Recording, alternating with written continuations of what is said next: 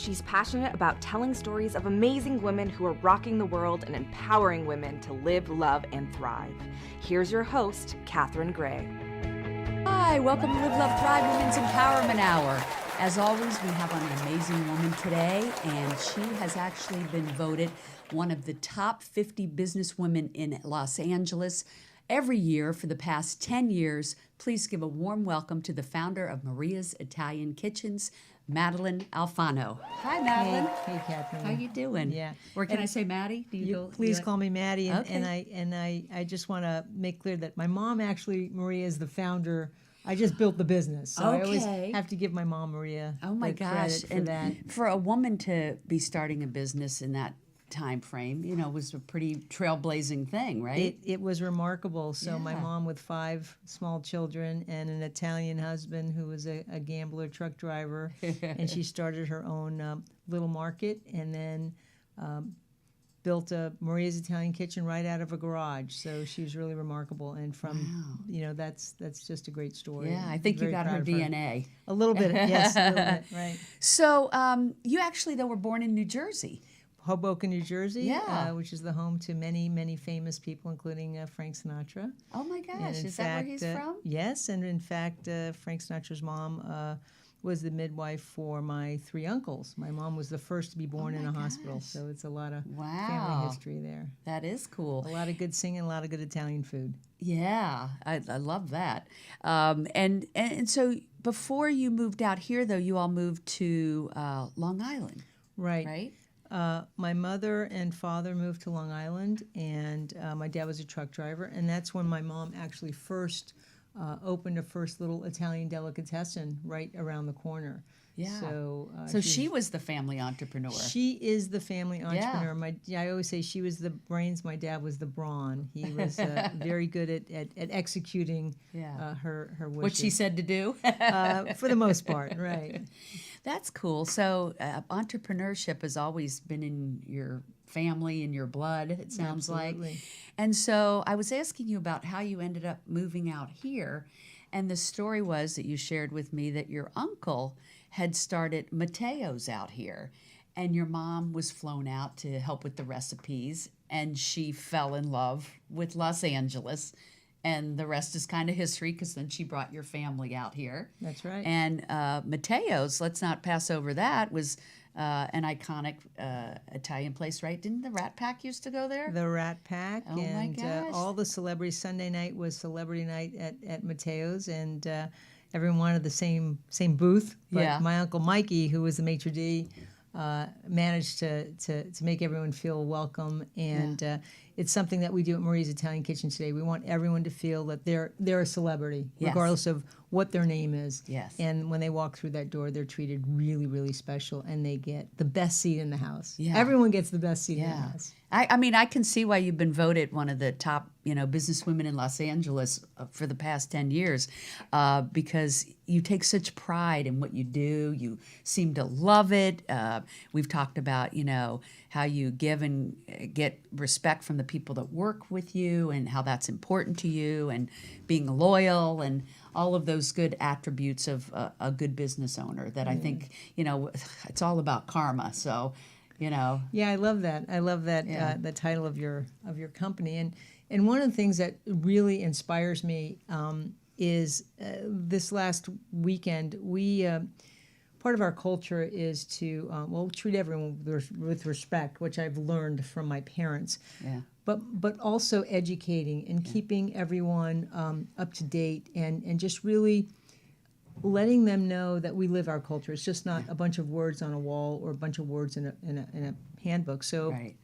we had what we call the recertification of all of our front of the house employees, the bussers and cashiers and servers and managers.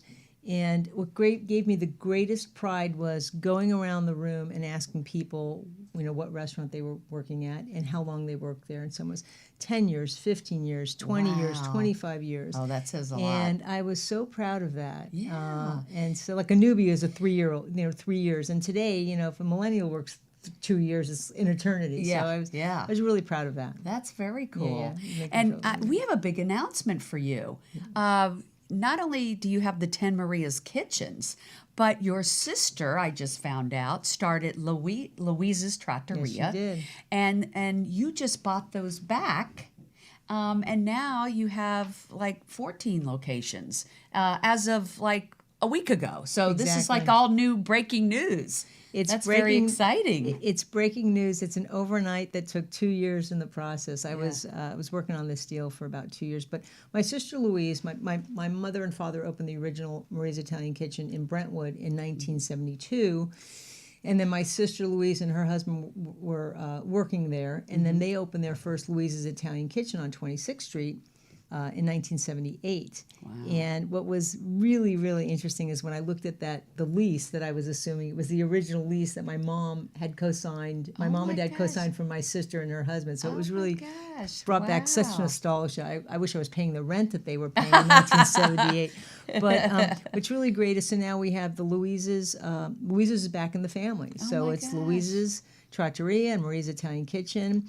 And the Montana location is just a cute tiny little location. It's just so great. Yeah. Got great personality. I've been there. I like it. Yeah. And Larchmont, it's got a great, what's wonderful is the team has really embraced it because they understand the history and they understand the culture and they understand we're just a family. Yeah. And we're just bringing it back to the fold. They say kids move back with their parents, so Louise is moving back with her mother. Yeah. And so I'm happy about that. And I love, you're a chain of restaurants, but you're one that actually has like the family recipes. Absolutely. And so it's kind of like, coming over to your family's house for dinner, right? Absolutely. Yeah. And what's interesting is I was cringing when someone says like, oh, it's a chain. I think, well, I love when someone doesn't know that we have another restaurant, and yet I'm upset if they don't know we have another restaurant. It's like, that in between. Yeah.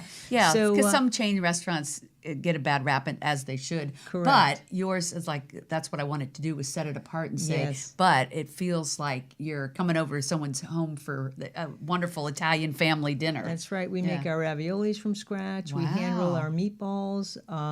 Our sauces and soups and dressings are all made from scratch. Wow. We make everything with love. Yeah.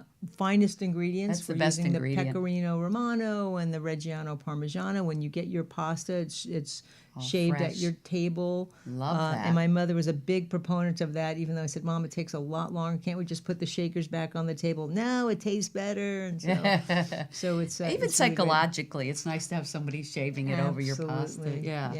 But so, I think our viewers might want to know, well, how did she really get into owning all these restaurants, and how did you build this? And it's quite an amazing story. I mean, you did start in your family's Italian market that they started when they moved out here to Los Angeles, which was deli and meats and so forth, right? That's right. And then you had shared with me that a liquor store owner had bought it and really didn't know anything about the meats, and you ended up taking over the meat department, not knowing anything about being a butcher or anything, and you learned that part of the business. That's right. From other people that did know how to cut the meats and whatnot. Right. So I think that I think it's really cool. And like you, I believe if I don't know how to do something, I go seek somebody that's really great at that and learn from them, learn from the best, right? That's right. And so when I graduated from UCLA, I felt I was the first one in my entire family tree to graduate from a 4-year college. So I was very proud of that. Wow, so and such a great school. I was one of school. those first timers, as they say. Yes, I'm a true Bruin. I'm on the alumni. I'm on the undergraduate board of advisors and also the business school board of advisors. And you were even voted alumni of the year for your community service. That was Bravo. That's my greatest honor. Really, it was really remarkable. And don't you sit on the board of the UCLA Entrepreneurs Program? Yes, I do. Yep. Yes, I do. Yeah. So being an entrepreneur is about risk taking. It's about passion. Yeah. But it's also about knowledge. When you want to you have an idea. An idea is like 1%, inspiration and 99% perspiration. Yes. You really have a great idea and you want to fill the need and you say, okay, there's an opportunity here. But then you have to, it's really a process. How's the customers going to react to it? How am I going to get it from my head into the restaurants, through the process Right. out to the customer or whatever you're building or designing. Right. It's all of those experiences along the way that you have to Yes. really think about those processes, and then all of the what ifs. Now, Right. what if this doesn't work? What if that doesn't work? You have to have a plan A, B, and C. Yeah. And so when I opened my first restaurant, I didn't really have a business plan per se, but I'm a Virgo and I'm very process oriented. So I Oh, wrote Virgo, everything. perfect for business. So I thought about what's really important, and I shared with you a cute story. And so what I learned is in any organization, communication is key. Yes. That's what we're doing here. We're communicating. Absolutely. But it has to be clear, constant, and consistent communication. And if you're clear about what your expectations are, and you're constant and consistent with the message, then you're going to achieve success, and your team's going to be happy, and you're going to be happy. Right. So I was just opening up my restaurant I was 28 years old. I always said I had 4 strikes against me, right? I was 28, woman, opening a restaurant, and blonde. Yeah. So it's impossible that this is going to be successful. And so it was very busy, and I had about 13 tables or 12 tables, And wait, this was over in the valley. This is in the valley. My and first you took over restaurant. an existing business that was not doing well. No, yes. And I love the name of the restaurant you took over. Right. You told me painted on the window was Joe Joe Mama's. Yeah. I'm like, you can't make this up. No, and it's funny because the kid that was working there, Mike, I call him Joe Mama. So for the rest of his life, he will always be Joe Mama to me. But that was another favor I was doing. So when I originally took over the market in Brentwood, I did the favor for the guy that bought it, and because my mother voluntold me to do that. So my daughter can run the market for you. So I learned about butchering and all those things. Right. And now when I was in my butcher department, the meat department, a neighbor in Brentwood, he was a building owner. He said, "Hey, if there's a lady, she owns a building in the valley. She's got some guy doesn't know what he's doing. Could you go help him?" So she came in. I said, "Where's the location?" It's in the valley. I never went to the valley. Right? So you went over to the valley thinking you were going to help this guy, not knowing you were going to open a restaurant. Absolutely, Oh my because gosh. that's what I learned very early on. My mother and father were very, without using the term philanthropic, they were philanthropic. Yeah. They gave back, you know, whatever it took. If they could help someone in any way. Our doors were always open. People were always eating at our table. That strangers became friends and family. Yeah.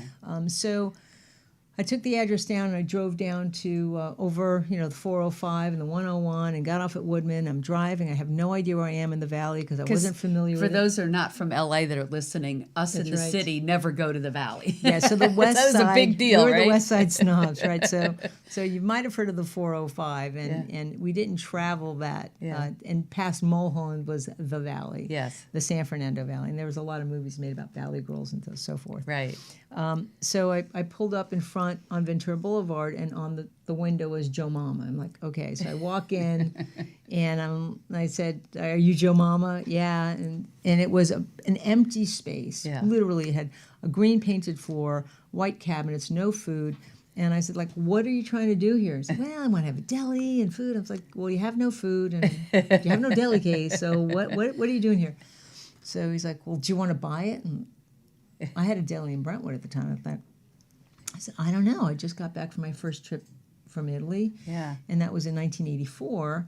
And you were 28. I was 20. There was no real trattorias, like neighborhood places where you can sit down and have a good, and like glass of wine. So in my head, I was creating this business plan. Right. Drink out of the juice glasses, the wine. Because every restaurant in Italy, every neighborhood restaurant was delicious and casual. Yes. And so my parents in Brentwood, that was just a takeout. It wasn't a sit down. Right.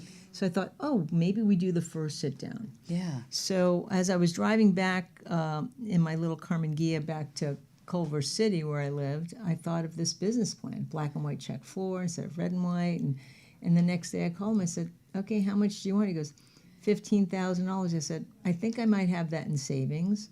And so with about $20,000, I opened my first restaurant because I did all the work. Yeah. Painted, press and stick floor.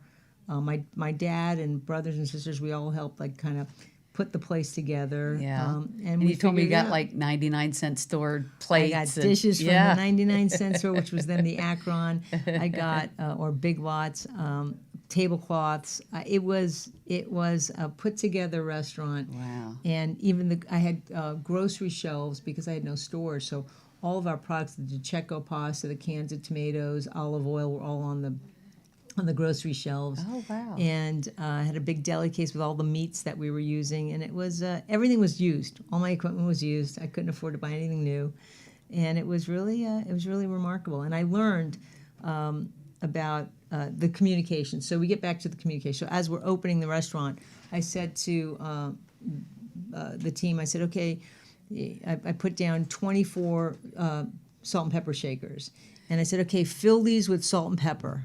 And they said, okay. I said, great. And I went back and I was doing something else. I come out and I started to chuckle. I was laughing out loud because every single salt and pepper shaker had salt and pepper in each shaker. So they did exactly as I said, put salt and pepper in all of these shakers, and that's what it was. So I didn't say put salt in 12 and pepper in the other 12. So I wasn't specific. I wasn't clear.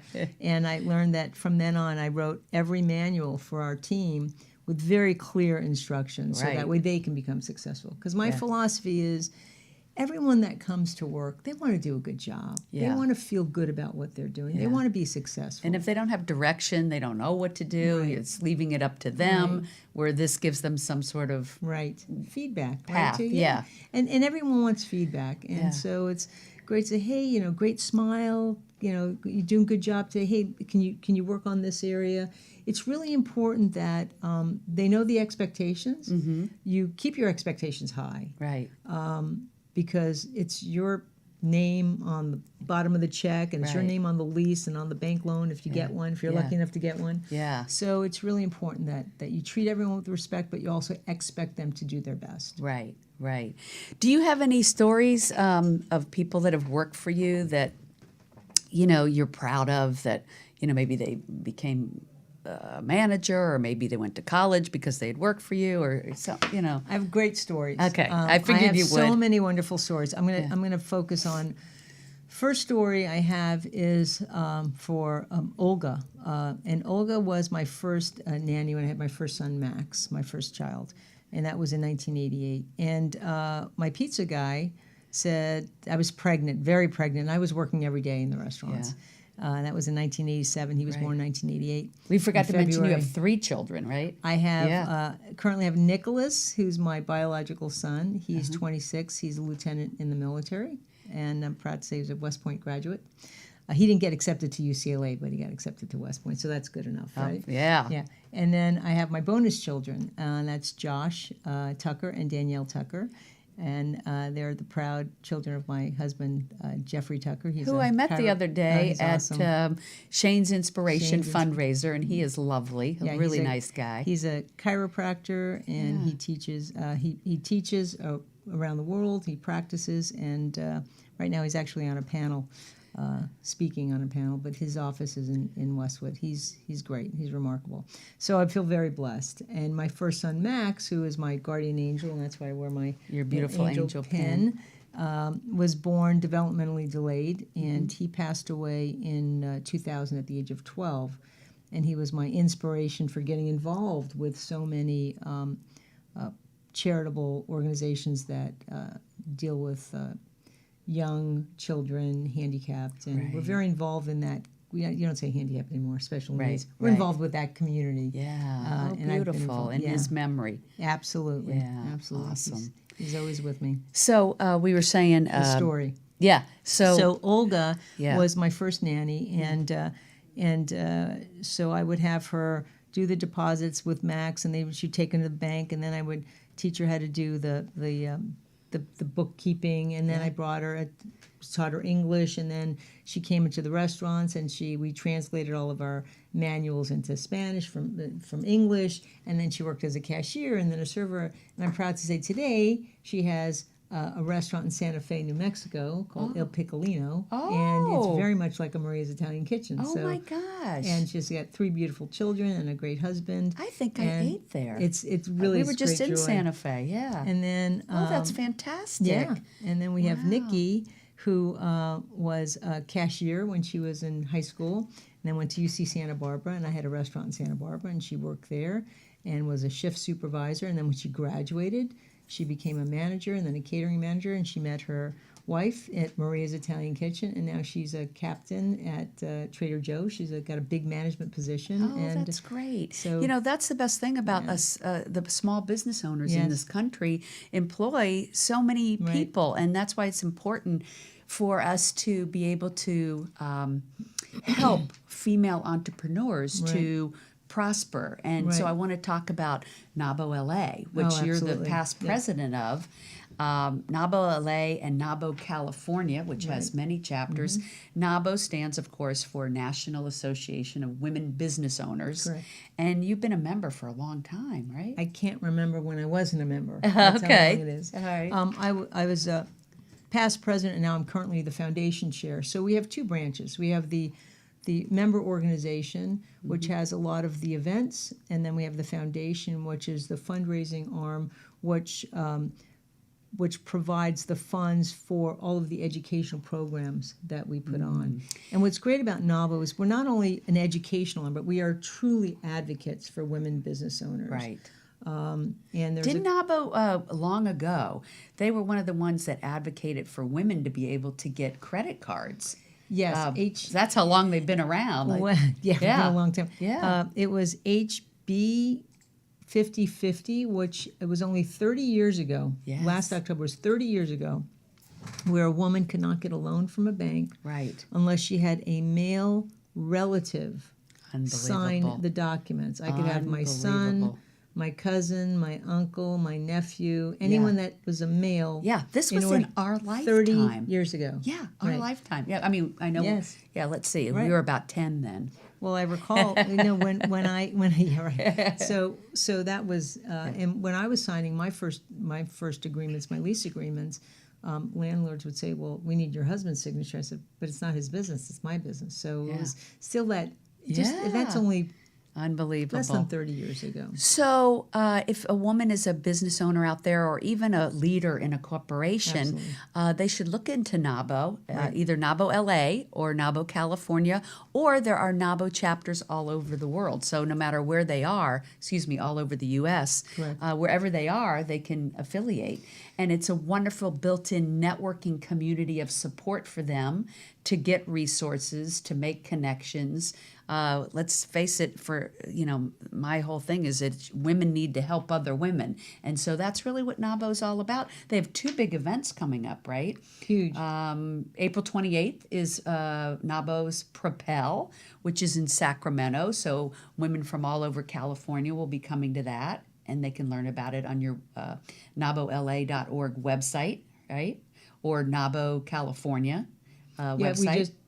Yes. Yeah. And then, also, NABO LA has their 33rd annual leadership luncheon coming up. that's right. Yeah, That's so- June 14th, and the theme Yeah. is Kicking Glass. Love and it. the reason we chose that theme is because just this year we were Paramount. In fact, Betsy Berkmer-Cradair, who was a NABO cheerleader, and she's the woman when I think of NABO LA, I think of Betsy. She worked with Senator Jackson on getting SB 826 passed in California, the state of California, signed by Governor Brown, that is mandatory for California publicly held companies to have women on their boards, at least one woman, and then soon to be 2 women. And that date is significant because in 1920, on August 26th, that's when women were able to vote. So my that's that gosh. whole. So we've got this whole. Yes. It's a very significant date for women. Slowly but surely, we're making progress thanks to entities like NABO. That's right. And like I said, April 28th, let's see, theirs is called, the NABO California is called Choosing to Own It. Right. And that's going to be in Sacramento. Right. And then June June 14th. 14th Yeah. is the the annual right. NABO luncheon, the 33rd one where they give awards and have amazing speakers at both of those events. Right. So if you're in the area and you're, a business owner or a leader, definitely a great mover shaker group to align with. It's our big event, Yeah. and you can find out about it at nabola.org/events. It's June 14th.